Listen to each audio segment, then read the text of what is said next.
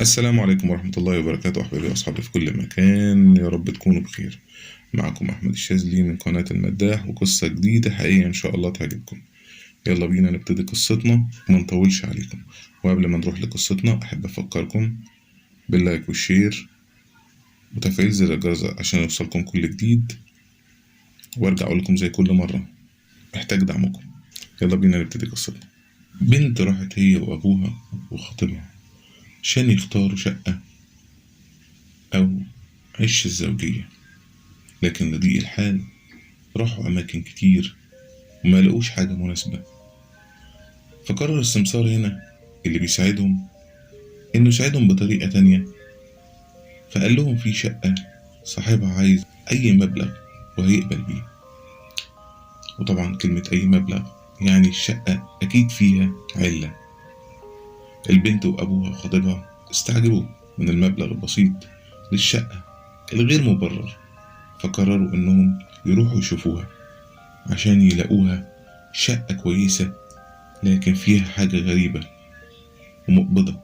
وطبعا برر السمسار اللي كان بيساعدهم إنها كانت متأجرة لواحد عجوز ومات، ومن ساعتها ما اتنضفتش، مش أكتر من كده.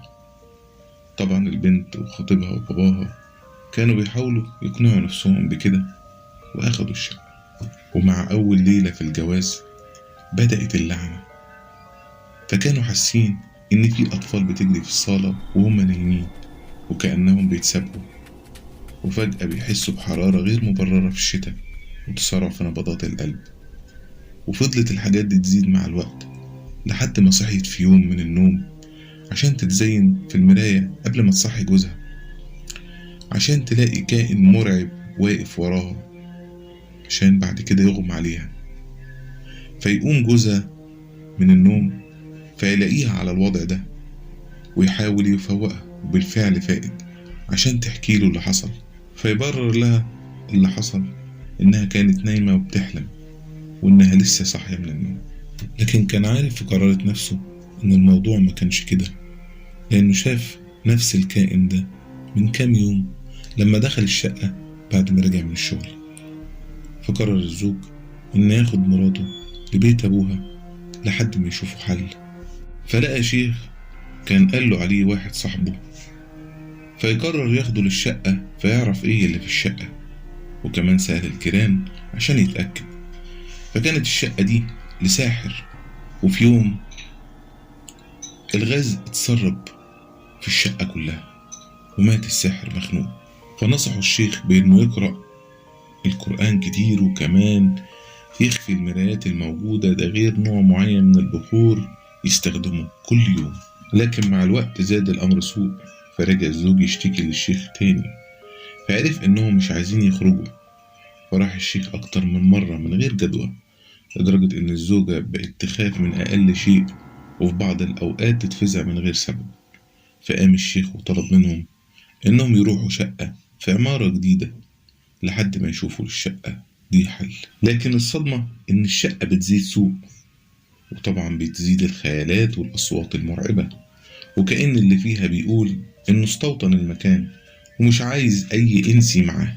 لحد ما مل الشيخ منها فسابها، وفي يوم شاف في المنام إنه بيخلع بلاط الشقة عشان يلاقي جثث بقت هياكل عظمية. فقام من النوم خايف ومذعور، وراح على الشقة على طول، وكان معاه 2 رجال عشان يساعدوه. وبالفعل كسروا كام بلاطة كده عشان يلاقي الشيخ فعلا اللي شافه في الحلم حقيقة. فقام على طول الشيخ اتصل بالشرطة، وبمجرد انهم شالوا الجثث دي بقى كل شيء طبيعي. فضل الشيخ يقرأ القرآن ويبخر المكان عشان تزول اللعنة، وبقت شقة صالحة للسكن. فرجع الزوجين مع طفلهم الأول بعد مرور 2 على القصة دي. وبعد مرور شهر على وجودهم في الشقة تدخل الزوجة الحمام عشان تلاقي جثة راجل مقتول. طبعا قلبها اتخلع من مكانه من الرعب وأغمى عليها، عشان تفوق بعد كده عشان تلاقي نفسها في مستشفى الأمراض العقلية بعد ما جوزها قتل ابنهم الوحيد ودخل السجن. وبعد فترة مش كبيرة يزورها الشيخ في المستشفى عشان يقول لها إن الموضوع ما كانش بسبب الجثث اللي كانت تحت البلاط بس، لا، ده كان في كمان هناك تعويذة مكتوبة في الجدران. فقرر بعدها الشيخ هدم البيت، وبالفعل بعدها على طول قام بهدم البيت عشان تنتهي قصته للأبد. وخرج الزوج من السجن بعد ثبوت انعدام صحته النفسية بسبب التعويذة الملعونة. وبعد فترة بسيطة خرجت الزوجة هي كمان بعد تحسن حالتها النفسية، وعاشوا مع بعض من غير أولاد في شقة الشيخ. وبعد مرور 34 سنة من القصة دي يموت الزوج والزوجة في شهر واحد.